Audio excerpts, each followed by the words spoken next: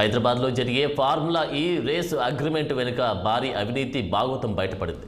గడిచిన అసెంబ్లీ ఎన్నికల సమయంలో బీఆర్ఎస్ ప్రభుత్వంలో కీలక పదవిని పోషించిన ఉన్నతాధికారి అరవింద్ కుమార్ అడ్డదారిలో కార్ రేస్కి సంబంధించిన ఒప్పందం చేసుకున్నట్లు ఆలస్యంగా వెలుగులోకి వచ్చింది.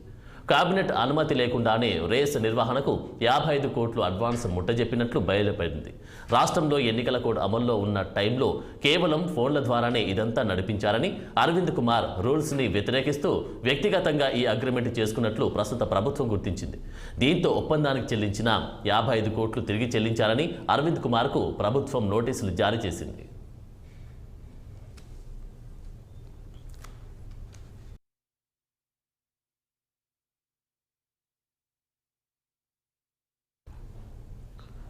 అయితే ప్రస్తుతం తెలంగాణ సర్కార్ ఆ ఒప్పందాన్ని బ్రేక్ చేసింది.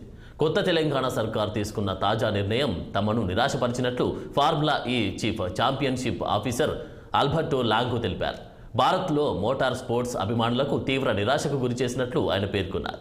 వరల్డ్ ఛాంపియన్షిప్ రేస్ ఈవెంట్ను హైదరాబాద్ నిర్వహించడం కీలకమైందని, కానీ దురదృష్టవశాత్తు కొత్త సర్కార్ నిర్ణయం వల్ల ఆ ఈవెంట్ను నిర్వహించలేకపోతున్నట్లు ఆల్బర్టో తెలిపారు.